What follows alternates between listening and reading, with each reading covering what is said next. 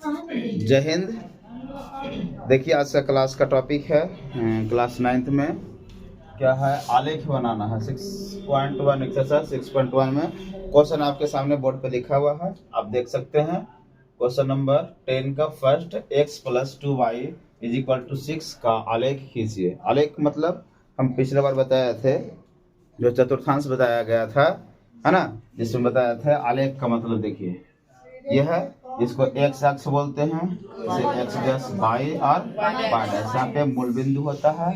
बताए थे कि हमेशा यहाँ की दूरियां, चतुर्थांश पर की दूरियां हमेशा मूल बिंदु से ही मापी जाती है ना। इसे प्रथम पाद, द्वितीय पाद, तृतीय पाद और चतुर्थ पाद बोलते हैं, है ना। थर्ड इसको बोलते हैं और इसको फोर्थ बोलते हैं। इसमें सब प्लस होते हैं, यहाँ x भी प्लस होते हैं और y भी प्लस होते हैं। इस चतुर्थांश की बात करते हैं तो इसमें क्या होता है कि x जो होता है x माइनस होता है और y क्या होते हैं, प्लस होते हैं। और इस चतुर्थांश में x माइनस और y भी माइनस, यहाँ क्या होते हैं, यहाँ प्लस और माइनस। कहने का मतलब पहले x होता है फिर y होता है। x जो होता है वो प्लस होता है और y होता है जो माइनस होता है। बताए थे x अक्ष को भुज कहा जाता है और y अक्ष को कोटि कहा जाता है, हम बताए थे, है ना। x अक्ष पर y का नियामक 0 होता है और y अक्ष पर x का नियामक 0 होता है। इस आलेख को बनाने के लिए एक समीकरण दिया हुआ है, जिसमें हम बताए थे इससे पहले कि जो दो चर में समीकरण है, दो चर में है, उसी को हम इस आलेख पर डालेंगे सॉल्यूशन के बाद। क्या क्वेश्चन है, x + 2y = 6 का आलेख खींचिए। सबसे पहले इसे हल करेंगे और हल करने के बाद जो रिजल्ट आएगा उसके अनुसार फिर इस पर चलेंगे और इसके ऊपर वैल्यू को रखा जाएगा और जो लाइन बनेगा वही इसका आलेख हो जाएगा, है ना। तो सभी लोग ध्यान दीजिएगा, लगे रहें, बने रहें, ठीक ना। तो ध्यान देंगे सब लोग। सबसे पहले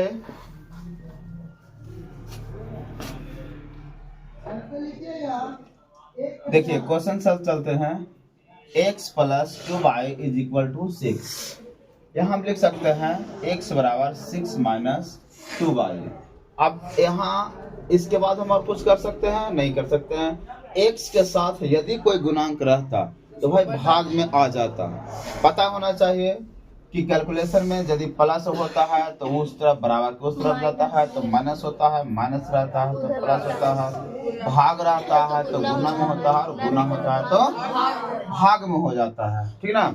ये कंटेंट हम लोग को पहले से ये पता है, ठीक ना।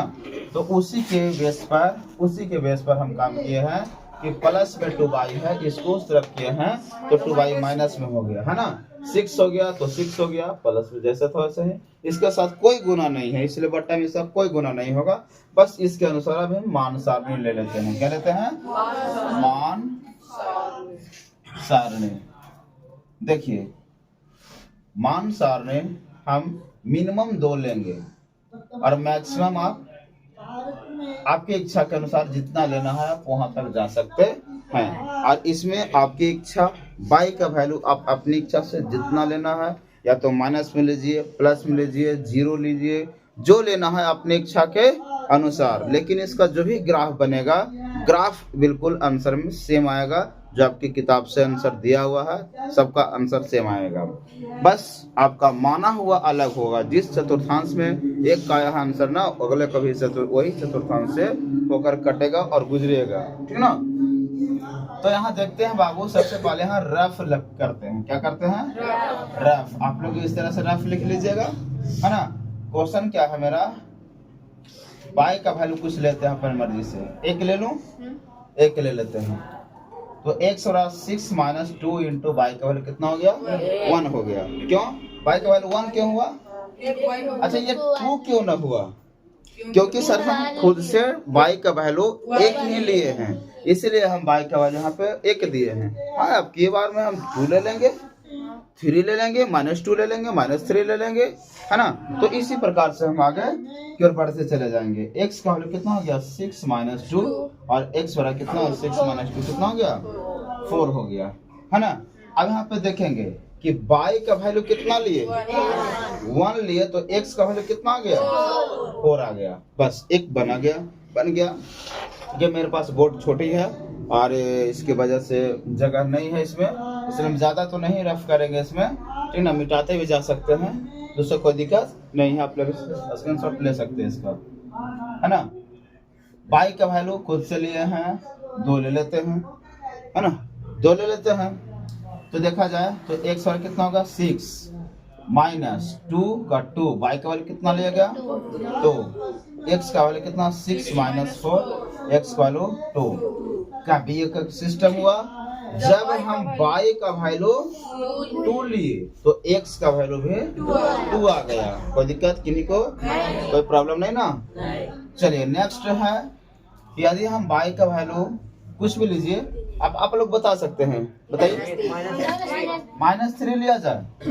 देखिए आप लोग को एक और चीज सिखाते हैं, जैसे आलेख बनाइएगा तो कोशिश कीजिए कि छोटे छोटे अंक में छोटे छोटे अंक या संख्या लें, ताकि मेरा जो ग्राफ है बड़ा न जाए, है ना, बड़ा न जाए। ऐसा नहीं कि बड़ा जाएगा तो गलत हो जाएगा, गलत भी नहीं होगा, लेकिन ज्यादा बड़ा न जाए, वो आपके लिए भी अच्छा होगा। अब बड़ा जाएगा, बड़ा लेना पड़ेगा, डिजिट लेना पड़ेगा। यहाँ जो चतुर्थांश पे लेंगे 2, 4, 8, 10, 12, 15, और जानते हैं कि ज्यादा से ज्यादा आ जाएगा, तो कितना बड़ा करेंगे। इससे कोशिश कीजिए कि ऐसा कीजिए कि जितना हो सके तो छोटा इसे कर दीजिए, जितना हो सके तो इसे छोटा करने के प्रयास कीजिए। हालांकि ये नहीं कि अब -3 ले तो गलत हो जाएगा, गलत नहीं होगा, लेकिन क्या है ना कि थोड़ा सा बड़ा हो जाए। जैसे क्या है, माइनस में लिए हैं तो माइनस 3 दूना का 6, माइनस 1 प्लस होगा 6 कितना हो गया, 12 हो गया। तो 12 नहीं लग रहा बड़ा कुछ है, क्योंकि यहाँ है बहुत तो सीमित है, 4 तक है, तो 4, 5, 6 तक सीमित रह जाए तो चलेगा। लेकिन उससे ज्यादा बड़ा हो जाएगा तो ऐसा नहीं कि नहीं चलेगा, चलेगा, वो भी चलेगा, लेकिन क्या है कि ग्राफ बड़ा हो जाएगा। तो कोशिश कीजिए कि छोटा लीजिए, क्या कीजिए, छोटा लेने के प्रयास कीजिए, ठीक ना। तो हमें छोटा, इसको प्लस में ही रहने देते हैं, क्या करते हैं, प्लस में रहने देते हैं, है ना। तो क्या होगा, x बराबर कितना हो गया, 6 माइनस 2 इंटू 3 हो गया। कैसे हो गया, x का वैल्यू कितना, 6 माइनस 2 तो 2, y का वैल्यू कितना गया, 3, x बराबर 6 माइनस 6, x वैल्यू 0 लीजिए। क्या हो गया, y का वैल्यू जब हम 3 लिए तो x का वैल्यू कितना आ गया, 0 आ गया। क्या आ गया, 0 आ गया, है ना। अब इसे क्या करते हैं बाबू, ये जो रफ किया हुआ है, इस रफ किया हुआ को हम इरेज कर देते हैं, ठीक ना। आप इसको आप इरेज नहीं कीजिएगा, जब बनाएंगे कॉपी में तो एक किनारा में पर रफ लिख लीजिएगा, उसी पेज में यहाँ पे रफ लिख करके आप काम कीजिएगा इस पर, है ना। आप इस पर काम कीजिएगा। मेरे पास स्पेस कम है, इसकी वजह से इसको हमको इरेज करना पड़ रहा है, ठीक ना। तो ध्यान दीजिएगा। अब इसे हम चलते हैं आलेख पर रखते हैं, क्योंकि क्वेश्चन कह रहा था कि आलेख खींचिए, ठीक ना। तो इसके लिए क्या करना पड़ेगा, सबसे पहले अक्ष को दर्शाना पड़ेगा यहाँ पे।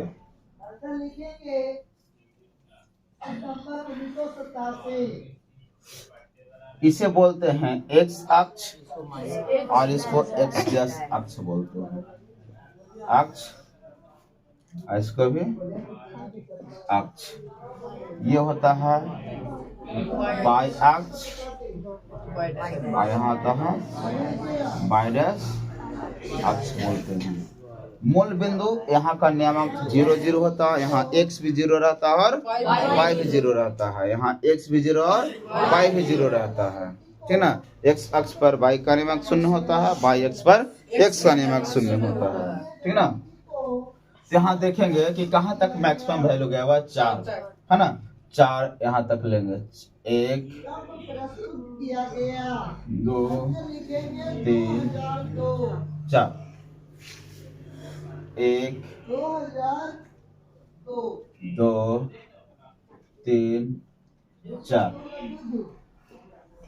1, 2, 3, 4, 1, 2, 3, 4। इस तरफ सही के सब माइनस होते हैं, सब क्या होते हैं, माइनस होते हैं। अब देखते हैं वैल्यू। देखिए हो सकता है कि जैसे यहाँ हम मेरे पास कोई स्केल वगैरह नहीं यूज कर रहे हैं, जिसकी वजह से हो सकता है कि डिजिट में कुछ अंतर होगा, कुछ ज़्यादा दूरी पर होगा, कुछ कम दूरी पर होगा, कुछ कमी हो गया होगा, ठीक ना। लेकिन आप लोग जब बनाएंगे स्केल लगा करके ग्राफ में तो आपको दिक्कत नहीं होगी, है ना। तो एक हम बस समझा रहे हैं कि इस प्रकार से आप करेंगे तो आपको रिजल्ट आ जाएगा। देखते हैं x अक्ष का x अक्ष के लिए कितना है 4 और y के लिए कितना है। तो देखेंगे x प्लस में है या माइनस में। तो प्लस वाले सिस्टम इस तरफ ने, इस तरफ माइनस वाला है, इस तरफ कैसे है प्लस वाला है। तो x के लिए कहाँ जाएंगे 4 और y के लिए कितना हो गया 1। और यहाँ से प्लस भी प्लस 1 हो गया, ये माइनस नीचे आएंगे तो माइनस 1 हो गया, ऊपर जाएंगे तो प्लस 1 हो गया। या इसके सामने एक हम पॉइंट बना देंगे 4 से और 1 से, दोनों का एक पॉइंट बन गया। ये क्या बन गया एक पॉइंट बन गया। अगले लेकर चलते हैं। तो क्या है x का वैल्यू 2 है और y का वैल्यू भी 2 है। एक 2 यहाँ पे है और यहाँ पे 2, यानी कि वैल्यू हो जाएगा इस स्थान पर। हो गया यहाँ और यहाँ x के लिए 2 और y के लिए 2। और थर्ड में क्या है x के लिए 0 और y के लिए 3। x के लिए 0, x अक्ष यहाँ है 0 और y के लिए 3, तो यहाँ पॉइंट बन गया। अब आप अपने स्केल के माध्यम से, ठीक ना, किसके माध्यम से स्केल के माध्यम से तीनों लाइन को मिला दीजिए।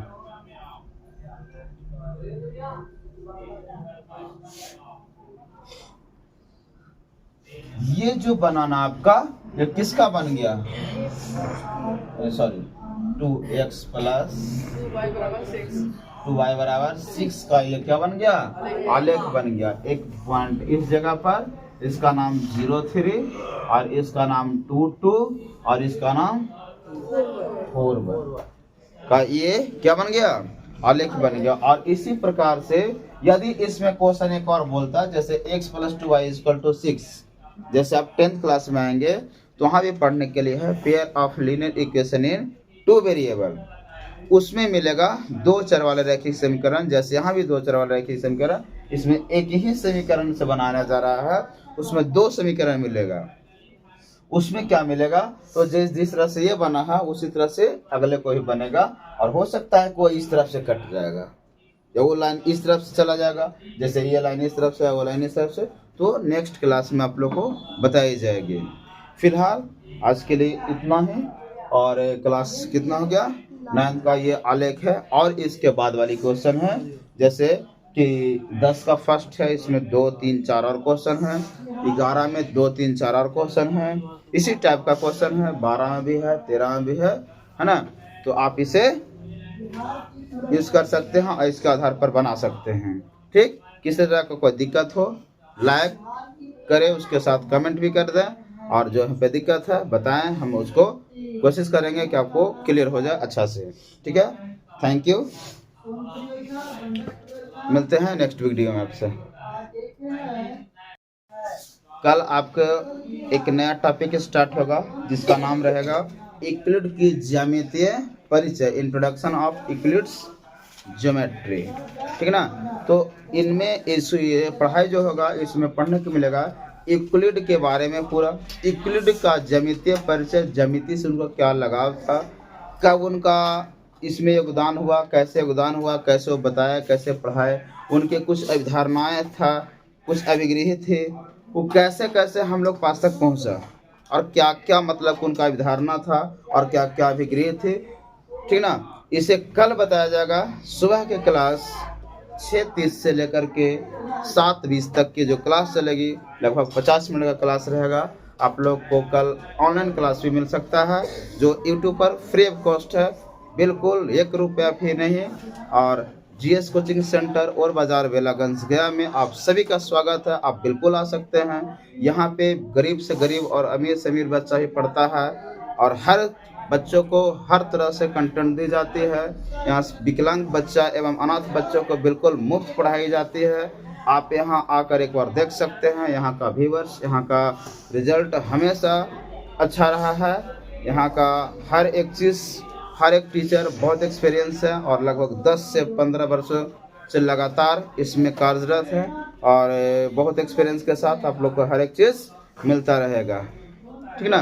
तो पढ़ाई जो भी बच्चे हैं कर रहे हैं तो भाई आप पढ़ाई अच्छा से करें, ठीक ना। पढ़ाई आप हमेशा अपना फोकस करें अपने सब्जेक्ट पर, अपने जो सिलेबस है उसको जान करके पढ़ाई करें। सिलेबस को जानना बहुत ज़रूरी है। हालांकि एक वीडियो में ऐसा ही बनाएंगे जिसमें पूरी सिलेबस रहेगी, क्लास 8, 9, 10 हर चीज़ का सिलेबस के साथ रहेगा, उसको आप लोग को दिया जाएगा। धन्यवाद। इसी तरह से बने रहें और मेरा वीडियो को लाइक सब्सक्राइब ज़रूर करें, लाइक करना भूलें नहीं। जय हिंद, जय हिंद, जय हिंद।